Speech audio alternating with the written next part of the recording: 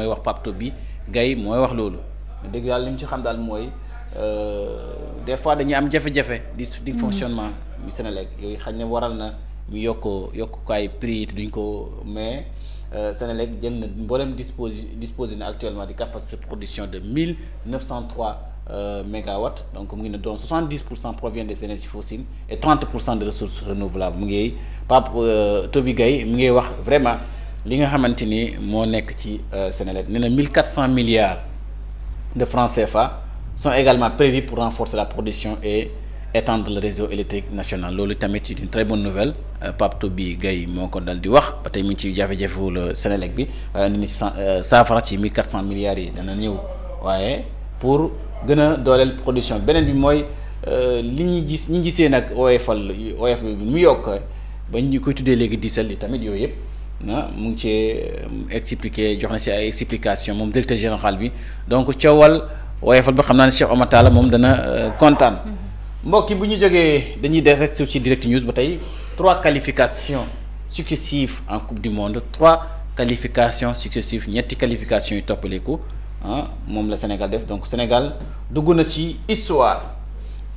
bu ñu jógee ci direct news dañuy ñëw ci enquête yéenekaay Sénégal ak Mauritanie Sénégal jàpp na Mauritanie door ko 4-0 direction mondiale point d'exclamation Sadio Mané yëkkati na loxo bi mu ngi noonu ngay gis na Sadio Mané dal dina moom moo def ñaari but démb ci diggante moom ak Sénégal ak Mauritanie Sénégal nag mujj na am réussir 3e qualification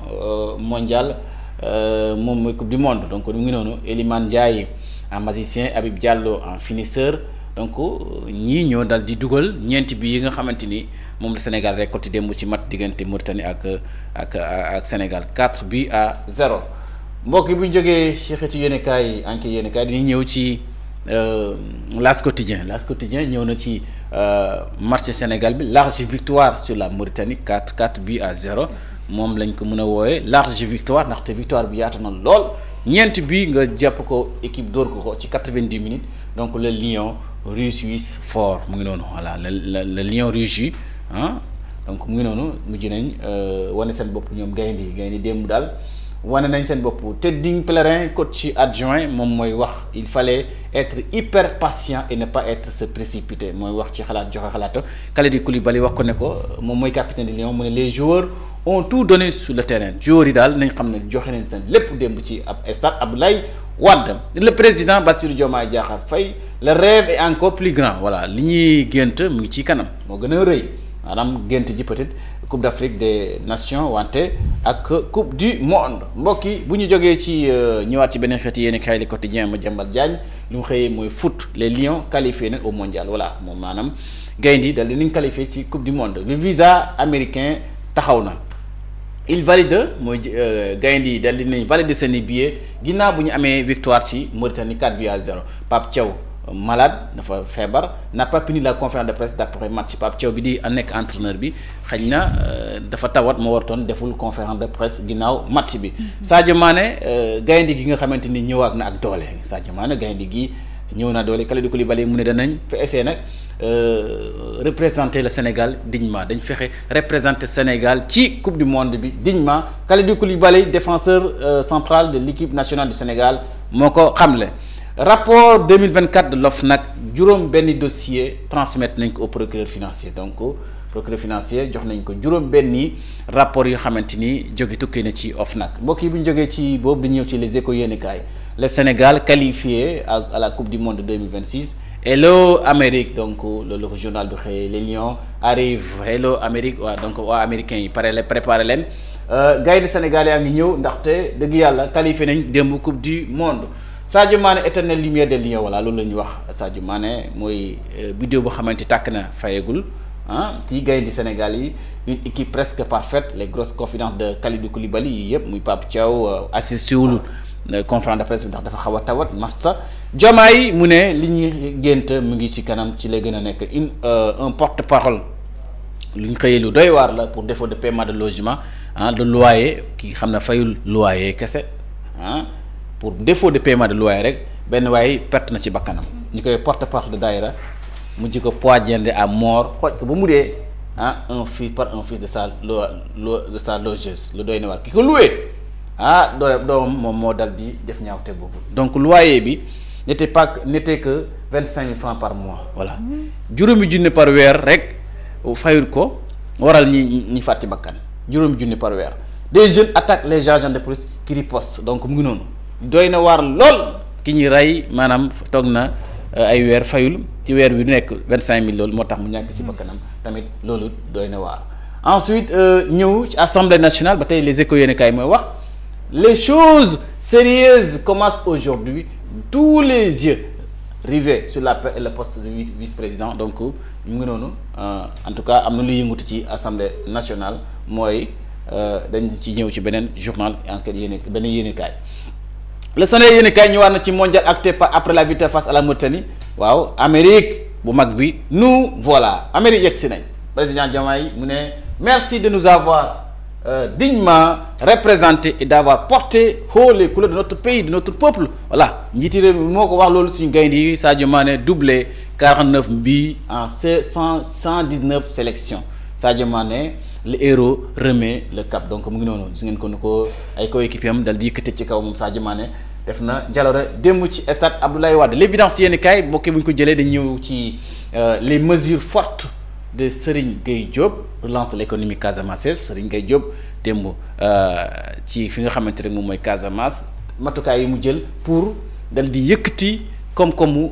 économie bu Casamance donc mu ngi noonu ci journal bi Sénégal à la coupe du monde 2026 mu ngi noonu centre de ville de Dakar interdiction totale des véhicules à bras dès jeudi lañ lay commencé interdit nañ sareet yeeg pousse-pousse yeeg yépp ci ville de Dakar bi loolu alxames si suba bi lay commencé supposé audition par la DIC le DG de la SAR dema kii directeur général bi weddi na loolu ne kenn convaincu ko ci fi nga xamante rek moom mooy DIC mbokk yi bu ñu jógee ci ñëw ci beneen yéenekaay Libération yéenekaay ñëw na ci beneen dénonciation explosive à l'OFNAC mettant en cause 2 membres de la famille de Le Taraf donc mu ngi ne OFNAC la tukkee une présumée affaire à milliards classée sans suite prête non au service des politiciens détournement plus de 50 milliards de francs CFA transférés à l'étranger li doy na wax une banque qui aurait blanchi 10 milliards de francs CFA implication présumée de membres de l'ancien régime les graves accusations à l'origine de l'ouverture d'une enquête loolu doy na waar donc mu ngi noonu rek après un examen de documents remis aux enquêteurs une analyse documentée approfondie un membre de la famille héritier et les 2 mises en cause avaient été entendus à l'OFNAC da nga mu noonu dans son rapport 2024 l'OFNAC a proposé un classement sans suite car la justice est déjà saisie de mêmes faits et s'est prononcée par un arrêté de chambre d'accusation loolu Office national de lutte contre la fraude et la corruption le tukkee mbokk yi jóge nañu ñëw ci Soya Diagne ñu ko woowee Soya Diagne mu ngi ci loxol yoon mooy patron de presse bu Dakar waa 221 am na retour de parquet vers est-ce que jëmuñ ci vers l'ouverture d'une information judiciaire ci mbir moom mu ñu koy toppee si ngeen ñëw ni nii ki nga xamante rek moom mooy Sénégal ak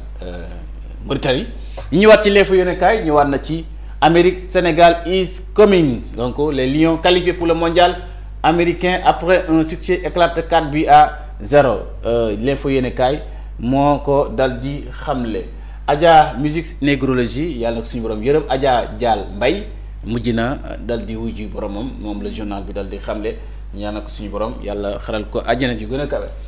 L'Observateur yéenekaay ñëw ci Sadio Mané le xalif des xalif la ko tuddee le xalif des xalif moom moo dugal ñaari bi démb jàkkaarloo Mauritanie ak Sénégal moom Sadio Mané mu dal di confirmer waat leaderam bi mu nekk ci leadership bi mu nekk ci Lyon ak ci équipe Sénégal ak nag dëgg yàlla ak résultats yu am solo 63 ballons touchés na ko 4 perdus 85% de passes réussies et 4 tirs dont 2 cadrés kooku mooy résultat bi nga xamante ni Sadio Mané tukkee na ko ci match bi. Dans les coulisses de match historique qui assure aux Lions de la 3e qualification consécutive au mondial la fierté du président Diomaye au nom de tout le peuple et les élans de joie de Kalidou Koulibaly Habib Diallo Iliman Ndiaye donc mu ngi noonu ñi ñoo dal di yóbbu Sénégal tey ci qualification coupe du monde mooy ñi ñuy lim tey jii nii tey ci journal L'Observateur yéenekaay mbokk yi mu ñëwee ci point actu yéenekaay dañu ñëw ci le maestro Mané voilà ñëw na ci Sadio Mané les Lions validé nañ seen 3e mondial Sadio Mané dal dina signé ñaari but donc président Bassirou Diomaye Diakhar Faye gagne son match sur le terrain loolu la ko waxee journal bi. Youssou Ndour salue l'héroïsme des Lions, la fédération rate son coup avec des tickets tickets yi fédération bi tickets yi mooy seen problème boo ki bu ñëwee ci disparition de la cantatrice Dial Mbaye voilà Dial Mbaye suñu yaay jooju suñu maam jooju mujj na perte mujj na ñàkk bakkanam alors Tivaouane mujj na ñàkk icône bu mag a mag mooy la voix de de Saint-Antor Dial Mbaye originaire de Souker et généalogique hors pair de la famille de El Hadji Malick Sy elle disparaît à l'âge de 76 ans moom la amoon ndeysaan yal na ko suñu borom yërëm Dial Mbaye mu ngi noonu génn àdduna mbokk bu ñu jógee ci xëtu yoon kay di ñëw ci réew mi quotidien mu ñu xam ne ci jàngoro ji doy ju waar yi ñu dégg muy wax muy wër ci réew mi en tout cas jàngoro jooju explosion de la fièvre de la vallée du Rift voilà jàngoro ji de la vallée du Rift bii daal war nañ ko li ko stoppé ndaxte jur na gum def na gum 20 morts ak 171 cas en moins de mois ci weerum lëmm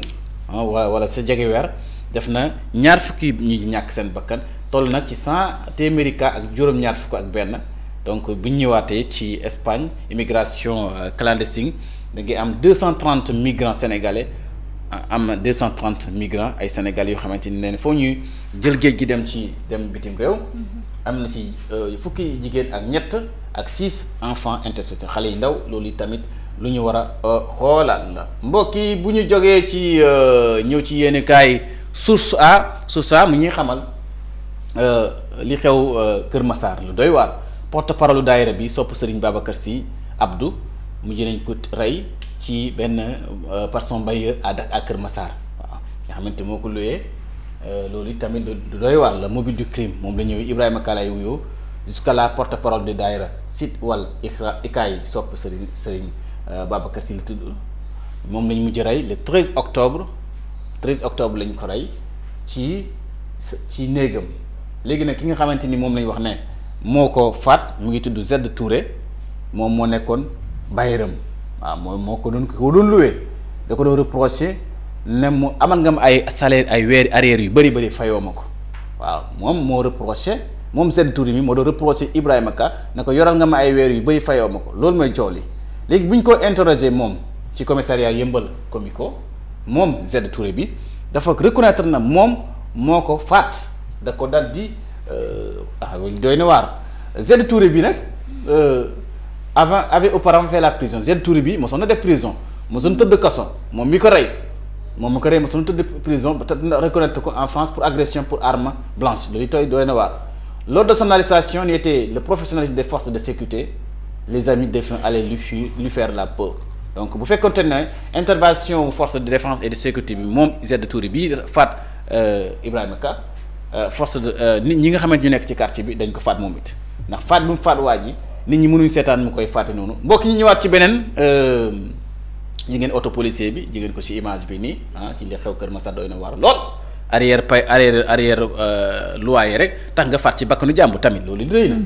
Américains, Canadiens, Mexicains, ouvrez vos frontières aux lions leaders de leur groupe après leur prestation masculine donc Américains yi Canadiens yëpp Mexicains yi préparé leen Sénégal ngi ñëw dal seen kaw mbokk yi bu ñu jógee ci source a yéen kaa di ñëw ci Sud Quotidien qualification du mondial 2026 Sénégal Mauritanie 4-0 visa d'Amérique taxaw na donc Sénégal day dem Coupe d'Afrique Mohamed Ayib Daffé mooy wax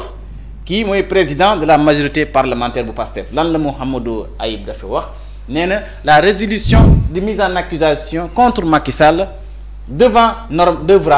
normalement être examinée au cours de cette session donc ñu ngi xaar ne bu ubbee Assemblée nationale bu commencé seeni travaux traduire wala def résolution topp Macky Sall ci Haute Cour de justice loolu normalement war na am ci bu session bi commencé kii mooy Ayib Daffé moo jiite groupe parlementaire PASTEF les patriotes moo xam le loolu léegi nag mën nañ ci xaar ne Macky Sall normalement lii war na bokk ci programme seen programme ñoom ñi traduit Macky Sall devant la Haute Cour de justice mbokk yi bu ñu jógee ci loolu dañuy ñëw ci tribune yéenekaay bi Bougane Gueye Dany enseignants consommateurs blouse blanche paysans travailleurs des collectivités le front social se met en ordre de bataille ñëw na lim na ñi nga xamante ñoo mer bu futtu ci enseignants yi ci ñi jëfandikoo ñam lii syndicat yi daal mer nañ futu moom mu ngi nii moom la journal bi tribune yéeni kaay bu Bougane Gueye Dany wane ni ñii dañ mer bu futt ji nga brassard rouge yi ñu takk waaw kontaanuñ ci régime bi. Soya Diagne a fait l'objet d'un retour de parquet moom yoon moo ko téye waaye delluwaat nañ am na retour de parquet bénéfice de retour de parquet la culture endiguée Dial Mbaye mujj na wuy ji boromam loolu la journal bi dal di xamle mbokk yi bu ñu jógee ci yéeni kaay di ñëw ci Walf Quotidien mondial 2026 Sénégal Mauritanie 4-0 Sénégal moo doore donc hello américain hello America point d'exclamation mu ngi noonu Sénégal qualifié na Mané moo doublé pour faire taire les critiques une attaque de feu une défense béton donc loolu gis nañ ko levée de fonds dégradation de Moody's absence de programme avec le FMI silence assourdissant dans l'opposition voilà mu ngi nekk loo xamante ni lu yéem nit ñi lii am na levée de fonds bi gisuñ dégg na opposition bi kàddu wax ci dégradation bu Moody's bi opposition bi seen silence bi seen tekk-tekkaare bi absence de programmation avec FMI tamit dégguñ ci waxu opposition bi Karim Meïssa Wade waxul Amadou Ba waxul donc mu ngi noonu ñu laaj samp laaj fièvre de la vallée du Rift muy jàngoro ju doy waar donc entretien am na ci diggante Mamadou Amadou Ly directeur général d'ARET donc un système éducatif ne se transforme ni en 1 an ni en 2 ans donc mu ngi noonu ci wax ci affaire njàng mi mbokk yi bu ñu jógee ñëw ci xëti yéenekaay yor yooyu yéenekaay bu Serigne Saliou Gueye dañu ñëw c'est le Sénégal en route vers le mondial donc Sadio Mané impérial mu ngi noonu wax na ci l'archi vainqueur de la Mauritanie mu ngi noonu ci commentaire bi notation ñëw ci notation Moody's une dégradation de note injuste et inachevée kii mer na ba futu Magaye Gaye li mu wax ne notation Moody's li wax na ci Moody's li mu def loolu jaarul yoon donc le gouvernance urbaine et sécurité Dakar et région circulation stationnement les charrettes interdites sur les grands axes donc mu ngi noonu charrette yeeg pousse-pousse yëpp dal di leen bàyyi mbokk yi lii leen indiloon ci gën a fës ci xeetu yéenekaay yi tey di nag alarba nekk fukki fan ak juróom ci weeru octobre 2025 comme nag suñu programme dañ koy wéyal ba 23h ci émission après juste rek 11h da ngeen am seen émission seen décryptage sport diggante Sénégal ak Mauritanie su ko defee ngeen dal di amiti Takusaan 2A su loolu Takusaan 2A weesoo ngeen am le soir weesoo ngeen am jubanti kon mbokk yi ni di leen dajee ba ci kanam merci beaucoup. jërëjëf ñu daal di jaajëfal itam ni ñu doon bàyyi xel bu baax a baax mbokku internautes yi ku ci mel ni Penda Diakhaté André Hubert Mauricio ñu ngi koy nuyu bu baax Maïmouna Diédhiou Baye Fall Sarr Yali Diagne ñu ngi koy nuyu bu baax a baax Ndeye Madeleine Diallo ñu ngi koy nuyu maman Ndeye Madeleine Diallo nuyu nañu ko bu baax ak Jean-Marie maman Thiané Ndour Dieynaba Mbow ak kii di Degen Mbow ca nag Rufisque la nekk ñu ngi koy nuyu bu baax Mousli Gueye ñoom ñëpp ñu leen di nuyu Moustapha Sané Dieynaba Mbow jaajëfal nañ leen bu baax a baax mbokk yi El Hadji Tafsir Gueye itam jaajëfal nañ ko bu baax Maymouna Diop ak Baye Zal ñoom ñëpp ñu ngi leen di jaajëfal Awa Ndiaye Ablaye Sané mbokk yi ñëpp ñu ngi leen di jaajëfal di kontaane bu baax a baax ci ànd bi ngeen di ànd ak ñun saa su nekk ci seen biir émission fajar ñu àndoon ak yéen 6h30 ba 10h comme ni leen ko waxee woon lundi ba vendredi ñu jox leen dig daje kon ba ëllëg incha allah ci beneen numéro fajaru bu ñuy daal di dellusiwaat jaajëfal les hommes de l'ombre bu baax a baax ñoom ñi nga xam ne ñoo ñuy jàppale itam ba ngeen rek mën ñoo xool Mansour bi tey ak Abdou Fall ñu jaajëfal leen jaajëfal itam ñu doon bàyyi xel fépp fu ñu mënti nekk ci réew mi mbokk yi béggoon nañu loolu encore une fois comme ni ñu ko waxee rek programme bi day woy leen di ñu topp rek ci plateforme bi télévision bi di 2A TV la chaîne du peuple ñu ci ànd ak yéen man nag dinaa leen jox dig daje kon le soir 20h 21h ak Moustapha Mbaye bu ko defee ñu daal di mën a décortiquer lu desaat ci actualité bi fii ak ngoon incha allah mbokk yi jërë ngeen